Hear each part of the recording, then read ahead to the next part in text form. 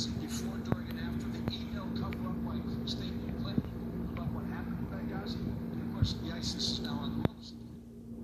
Responding caricature of America's foreign policy, and the whopper of all, he touched on it in his press conference, the existential really isn't what it is. Okay, but absolutely. You know, and of course, by the way, we need jobs for jihadis, and John Kerry equates global warming as big a danger to the world and the United States as ISIS. I guess the thing that stands out to me is, imagine a Republican president. Imagine that on the same day that hostages are released, they have an unmarked cargo plane that they went to Switzerland and other countries, dark at night, fly this unmarked cargo plane into Tehran. Now, Josh Earnest said today that they've been completely transparent about the whole issue.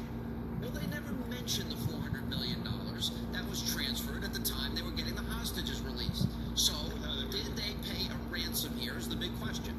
Yes, this was a ransom. Look, at the very first demand by the Iranians when I met with them in 1985 was a refund of the $400 million from the Shah, a down payment on weapons he wanted to buy.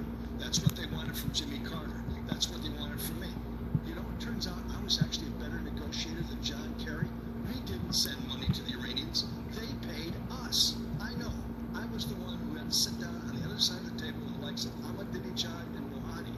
What they wanted, first of all, was that $400 million. They got it from this administration. The Israelis shipped tows, and we got hostages and Iranian money.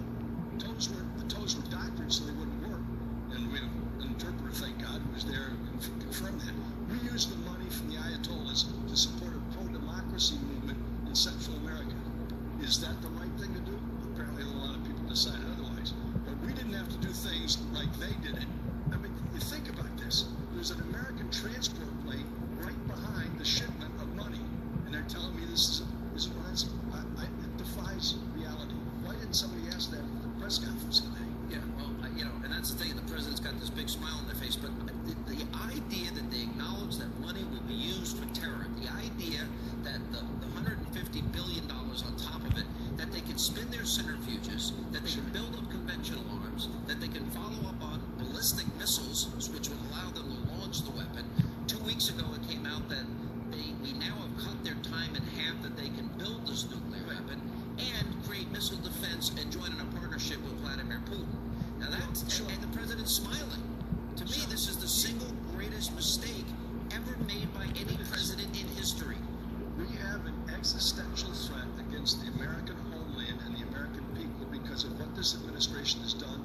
And that money is not only going to support terrorism, that money is also going to support research and development that's going on right now between the North Koreans and the Iranians on nuclear weapons and the means of delivering them. And this president blows it off. They just got more than 1,000 brand new centrifuges to expedite the time it takes them to refine nuclear material for weapons grade. Well, it certainly puts it into perspective, doesn't it? The criticisms that the media's been obsessed with Donald Trump, considering now we have clearly given money and weaponry and an opportunity for the world's biggest state sponsor of terror to do more terror and to fight more proxy wars as they have been doing. Yes. And for doing other terror groups. Absolutely right. All right, Colonel. And Waleed knows that just as well as I do. I mean, it's pitiful to see the President of the United States getting up and lying like that. Colonel, thank you. Safe home.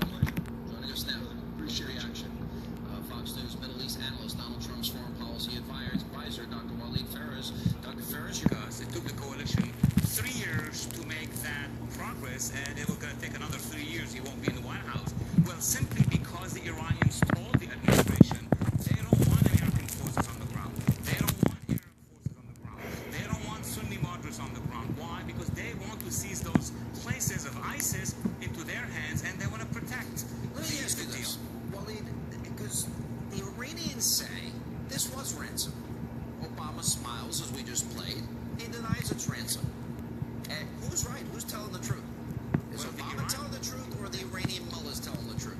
The Iranian leadership has a history of telling what has really happened, why the administration never shared the American and here's another point. If they're such good friends with the president who gave them the $150 billion and the right to spin their centrifuges and 25 days notice before an inspection and the right to